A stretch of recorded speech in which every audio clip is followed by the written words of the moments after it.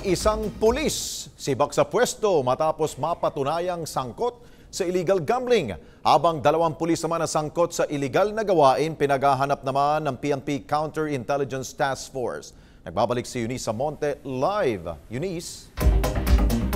Nako Alex, hindi lang pagsugpo sa illegal na droga ang tinututukan ngayon ng Philippine National Police, bagkus masusing iniimbestigahan na rin ng PNP ang mga pulis opisyal na may kinalaman sa illegal na gawain mula ranggo ng PO1 hanggang sa mga police superintendent.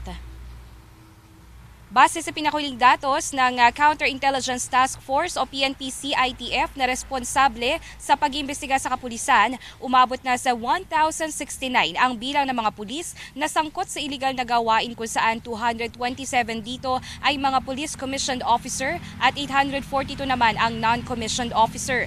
Mula sa mahigit 6,000 report na natatanggap ng PNP-CITF mula sa mga concerned citizens, karamihan dito ay ang mga pulis na sangkot sa ipinagbabawal na gamot.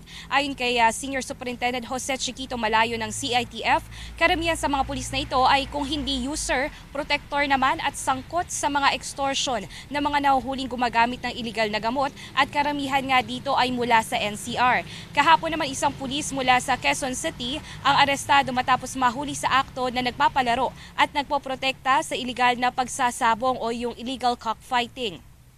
Ang arestadong pulis kalawag ay kinilalang si SPO1 Jeffer C. Butawan, desk officer ng Police Station 9 na narelieve na sa serbisyo simula po kahapon. Nasibak din sa pwesto ang hepe ng Police Station 9 Investigation and Detective Management Section kung saan naka-assign si Bunawan dahil nga sa pagpapabaya nito sa kanyang mga tauhan na sangkot sa iligal na gawain. Samantala kaugnay nito, pinaghahanap na rin ang dalawa pang pulis na kasama ni Bunawan at ang mga kasabwat na barangay officials. Matatandaang nauna na nga pinagsibak ni Chief PNP Police Director General Ronald Bato de la Rosa ang 84 na pulis kalawag, kabilang nga dito sina Police Superintendent Lito Cabamongan, ang pulis na nahuling gumagamit ng illegal na gamot sa Las Piñas, at si Police Superintendent Cristina Nobleza o ang pulis opisyal na napatunayang may relasyon sa Abu Sayyaf. Hinihintay na lamang din ang dismissal order ng mga narco generals na kabilang sa narco list na isiniwalat ng Pangulo.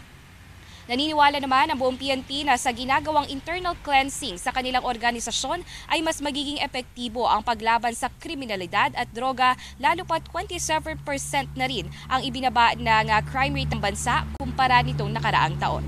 At yan muna pinaka-latest mula sa Campo Crame. Eunice Samonte para sa Bayan. Okay, maraming salamat, Eunice Samonte.